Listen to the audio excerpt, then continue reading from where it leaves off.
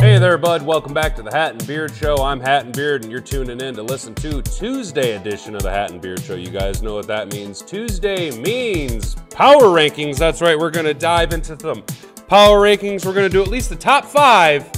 We might do the NFL top 10. There is going to be obviously a little bit of shakeup, you guys, following Week 11.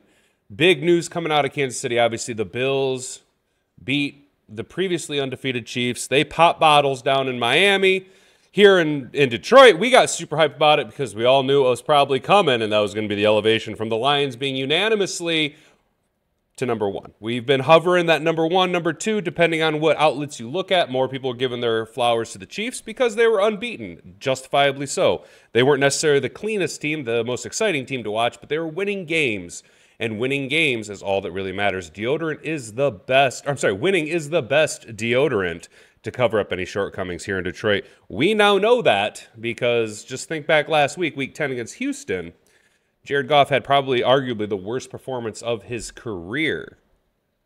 And all he had to do was turn around and win that game, and all was forgiven. 5 INTs was forgiven. So winning is the best deodorant.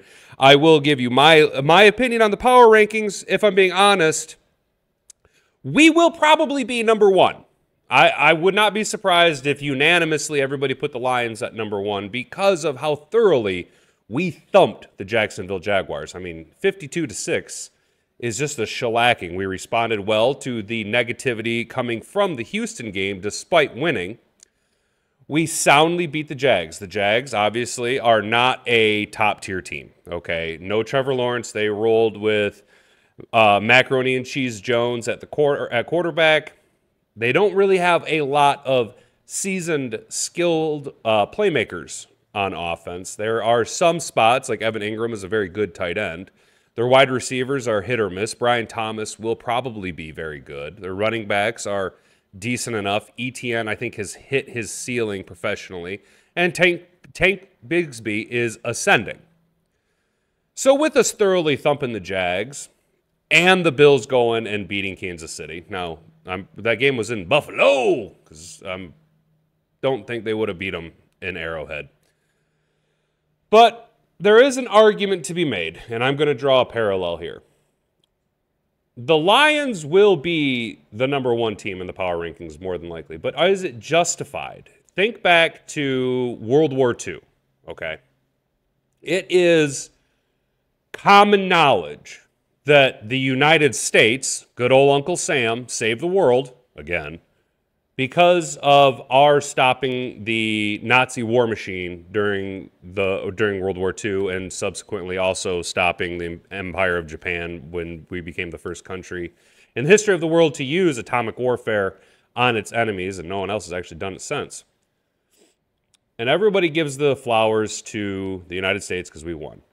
But if you actually look at it, if you actually look at the numbers, the Soviets actually won World War II. If it hadn't been for the Soviet war machine just throwing bodies into the meat grinder, I don't think World War II would have gone at least exactly in the same steps that it went. There might have been longer, might have gone a completely different route. But the reality of the situation is that the Soviet sacrifice is what led to Uncle Sam's victory, right? So my comparison is yes, the Lions, like the United States, are going to be crowned number 1 in the power rankings. We clearly are the best team in football. But could it not be argued that the Bills, who defeated the Chiefs when David slayed Goliath, and the Bills are in a rebuilding year, could it not be argued that really the Bills should be the number 1 team? I've been worried about the Bills for a couple of weeks now. I think Josh Allen's having an MVP caliber season. Josh Allen is a very, very good quarterback. And I think the Bills are subtly, now, they're probably going to be in the top 3, top 5 at least. But I think they're getting a little bit of disrespect. I think they're getting a little overlooked. Pardon me. I think people are overlooking the Bills because the Chiefs were undefeated, because the Steelers are having the season that they're having, because Lamar Jackson and King Henry have been going bananas in Baltimore, right? So Buffalo's kind of had this ability to slide under the radar. The Lions don't have that ability. In the NFC, I mean, it's us, right? Maybe the Eagles. You could maybe make an argument for the Eagles, but the NFC is slowly destroying itself with such high levels of competition interdivisionally. And the Lions just keep winning and keep pulling ahead more and more and more and more, really elevating themselves above the rest of the NFC. I think the AFC is a little bit more loaded than the NFC this year, but I think the NFC has the best division in all of football with the NFC North. My opinion, the Lions, Vikings, and Packers are all top 10 teams in the NFL. The Packers are going to be the least of those three. I think Jordan Love needs to clean up a little bit, and dare I say he's actually kind of holding them back because he doesn't necessarily have the years on the field that we would like, they would like him to have. He's still playing a little bit green.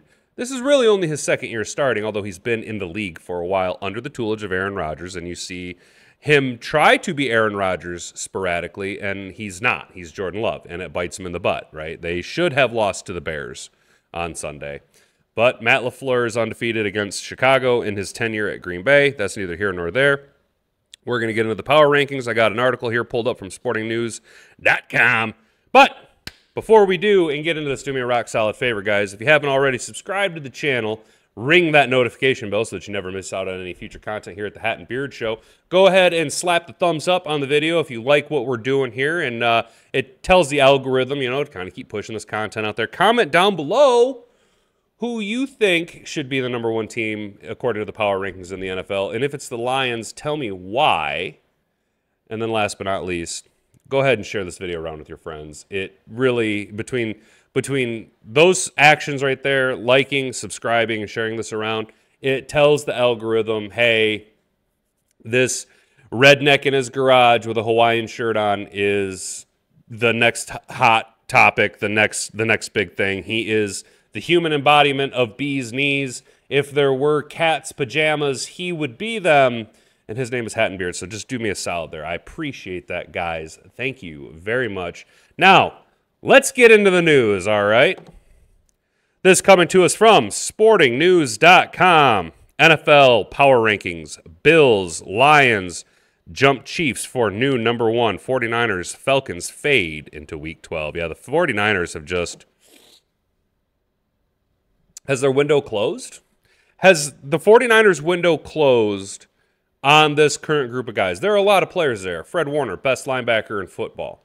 Brock Purdy, he's going to get a huge bag. And the Niners should have done everything in their power to capitalize on the rookie scale contract that Brock Purdy's operating under. And CMC, is he back? He was productive last week, but is he going to be CMC from 3 years ago? Or are we seeing the Todd Gurlification of Christian McCaffrey right before our very eyes? Are we watching what should be and could be, but should be, a gold jacket Hall of Fame running back in Christian McCaffrey? Are we seeing the downfall? Are we seeing the breakdown and the dissolvement of his career? Give it 3 years. Will he still be in the league? Comment down below what you think. And then the Falcons. Dude, I don't get what the Falcons are doing. When Arthur Blank inducts himself into your own Hall of Fame, you have more problems than just the personnel on the field, right? All right, here we go. Week 11 caused a shift in power atop Sports News Weekly in-season rankings for all the NFL teams. There was quite a 1-2 punch delivered by the two new teams at the top, with one dominating in its latest blowout and the other taking down the last undefeated. That is, right, just pay attention. You guys, if you're a longtime Lions fan, just think of how weird this sounds. Because you know they're talking about us. With one dominating in its latest blowout. Meaning we were the ones doing the blowing out, not the ones getting blown out. That's insane. It just, I will never get used to the Lions winning and being good, okay? The demand for Lions winning greatly outweighs the supply. You need to ramp the supply up, but the supply will never reach my demand. We could continue to do this with this organization for 20 years, win like this, and I will never be satisfied. I will always want more. More power. Give me more. When it comes to playoff time, the reigning repeat Super Bowl champions will still be the team standing in every contender's way. But for now, the battle for the top seed got a lot more interesting. The champs have slid a couple of spots, but their situation could be worse. They could be unsure of a playoff berth, like the Super Bowl runner-ups. See? San Francisco falling off. Falling off, San Francisco. Sorry, Jamie Erdahl. I don't want to get copyrighted.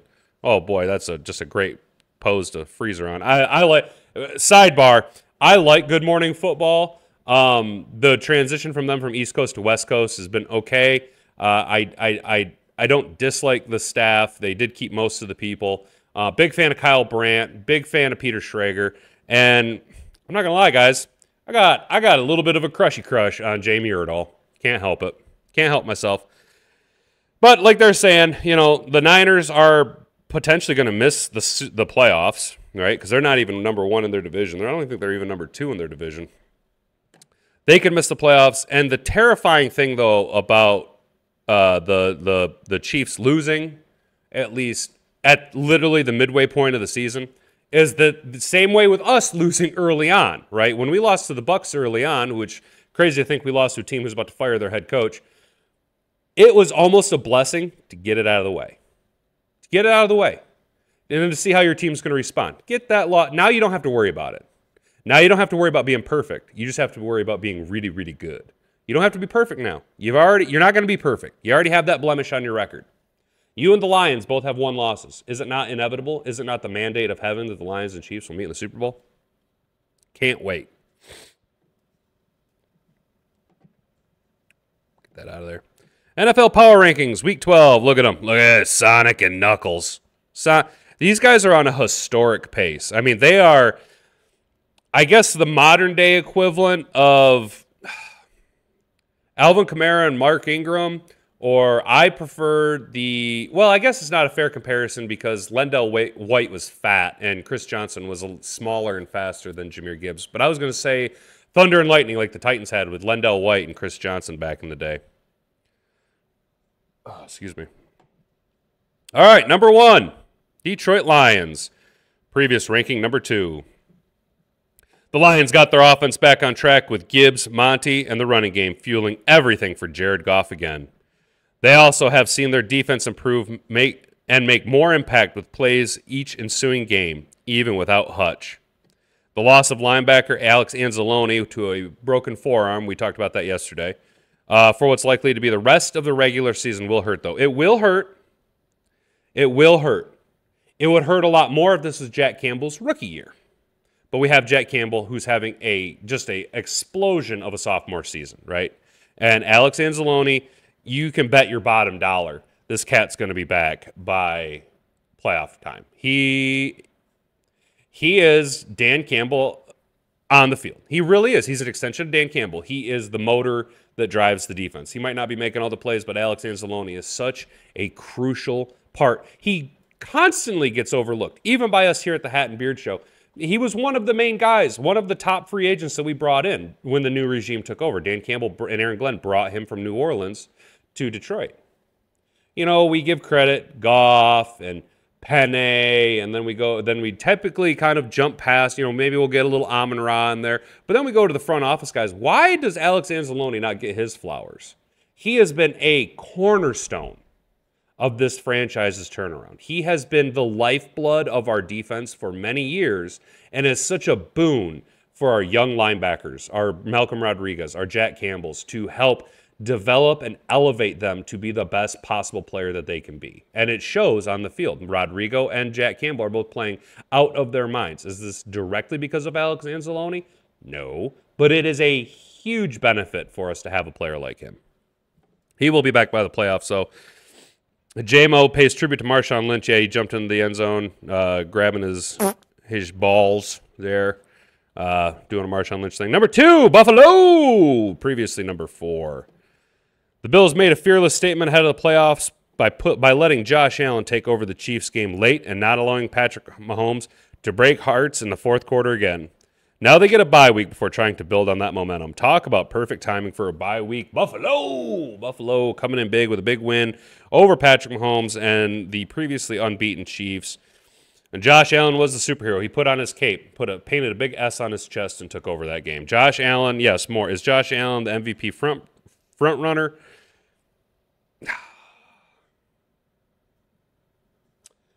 I'd have to say Josh Allen probably is the MVP frontrunner because the MVP is supposed to be the most important player to the team. And unfortunately, people hang their hat on the statistics of Jared Goff throwing 5 interceptions against Houston, when in reality, what you need to look at is Jared Goff threw 5 interceptions against Houston, and the rest of the team around him was still able to elevate and win the game regardless of his performance. Had Jared Goff lost that game because of 5 interceptions, not only would he have cost us the game, been probably knocked out of the running for league MVP. He would have been knocked out of the running for league MVP while somehow confirming that he was the MVP because of how important his role is. But Josh Allen, I think right now, just barely ekes out Jared Goff because the Lions have a complete team and a full roster around them. Let's not forget the Bills are supposed to be in a rebuild this year. Okay, they're supposed to be in a rebuild this year, and they're just kicking ass and taking names. Kansas City falling all the way to number 3, previously number 1. I think what you should do is do a 2A and 2B. The Chiefs came down to earth, losing a rare 2-possession game at Buffalo. Mahomes played well, but the defense had a few more lapses than expected. They're still in control of the AFC's top seed, and, in the end, getting the loss out of the way might be a good thing for the playoffs. See, you get the stink off you. You don't have to worry about that monkey on your back. You get to move forward. Number 4, Pittsburgh Steelers, 8-2, previously number 3. The Steelers didn't make it pretty, with their offense producing 6 field goal drives, while Russell Wilson struggled in a good matchup with the Ravens' pass defense. However, their reliable defense came through and then some versus Lamar Jackson. They have a sick defense. Joey Porter Jr., TJ Watt. They still got Cam Hayworth in there. It is just like, if I'm being honest, the Pittsburgh Steelers run this year, like, I'm not a big Russ fan, but the Steelers are kind of starting to look like Steelers of old. Gritty, tough, and Mike Tomlin's been there for it all. Mike Tomlin. Talk about a legendary head coach who, because the Steelers have been off the past couple years, has kind of been put on the back burner and forgotten a little bit. But Mike Tomlin, dude, I don't think Mike Tomlin has ever finished with a less than 500 record any season that he's been the head coach of the Pittsburgh Steelers. And furthermore, that dude just doesn't seem to age. I remember when they hired Mike Tomlin. He still looks exactly the same. I'm a big Mike Tomlin fan. I'm a Pittsburgh fan.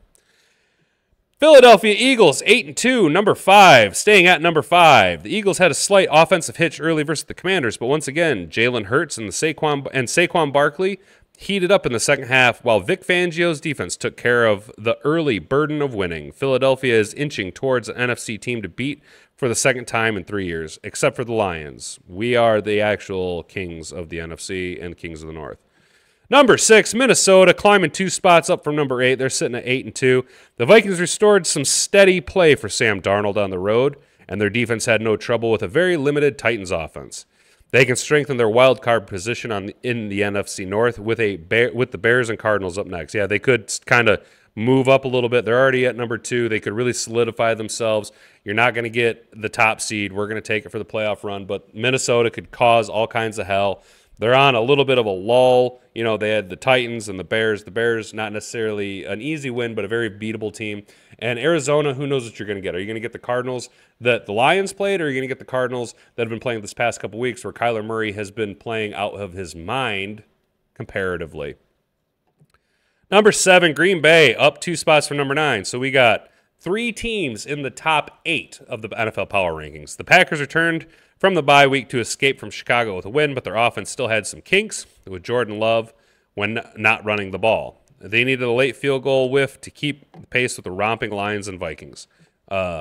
Just put romping Lions. You don't need to put and Vikings, as they are a distant second in the NFC North behind us. Just stop. Just give us the respect that is due. I realize that you're talking about the Packers, and you don't want to compare the Packers just to the Lions, but we are the Kings of the North. Number 8, the Baltimore Ravens, sitting at 7-4. They dropped 2 spots from number 6. The Ravens got their defense to improve, but it became an old-school defensive grind versus the Steelers, which they weren't as equipped to win on the road. Now it's an uphill battle to get a home playoff game. When Baltimore and Pittsburgh square off, when it's Harbaugh versus Tomlin, it's always a good matchup. It's always a good matchup. Number 9, the Washington Commies, 7-4, down 2 spots from number 7 when they lost. The Commanders are looking more like a shaky wildcard team as the tougher teams on their schedule have given them difficulty. The first-place Eagles were the The first-place Eagles were the latest after falling to the Ravens and Steelers. Washington has a favorable slate ahead with a rebound to rebound and finish strong. Boy, I am struggling. We're only going to do the top 10 because I am struggling with my 5th grade reading level. The Commanders, another team, greatly outkicking their projections. They are just, dude, I mean, Jaden Daniels is going to win Rookie of the Year, right? Like, he is playing out of his mind. The Commanders, for being a first-year head coach, retooling, rebuilding, they have made some serious splashes this year, bringing in Marshawn Lattimore to try and help them push them through onto a nice little playoff berth. Washington might be a sneaky, sneaky team, not a shaky team, dude. Just let them clean it up. There's still half a season left to go. And number 10, Los Angeles Chargers, 7-3, up 1 spot from number 11. The Chargers and Justin Herbert cooking with downfield passing game to complement their physical running attack. In turn, that's putting defenses in a more favorable situation. That's Jim Harbaugh's immediate major impact. Yeah, Jim Harbaugh likes to run classic, simple offense. It's not complicated. I'm not going to go ahead and read the rest. You guys can. I'll go ahead and link this down below. This is the article from sportingnews.com. Vinny Iyer, the author of this article. So, cool beans, guys. That's going to be it for the power rankings. Let me know down below if you were able to make it through my 5th grade reading level and if these power rankings are at all accurate. Do you think that the Lions should still be at number 1? Do you think the Bills technically earned it by beating the champ? You know, they came at the king and they did not miss. So, let me know down in the comments below what you guys think. That's going to be it for me. Trying to have yourself a good rest of the day. Hope you shoot something. It's hunting season. Hope you guys are still out there. If you're at work right now, I'm sorry. I'm on vacation, but you'll get there eventually. Hopefully you can get out of work and have a good rest of your afternoon. If not, keep hitting your pen and taking a poop. It's going to be it for me. I've been Hat and Beard. You've been an attentive audience. Bonga bonga for Goff.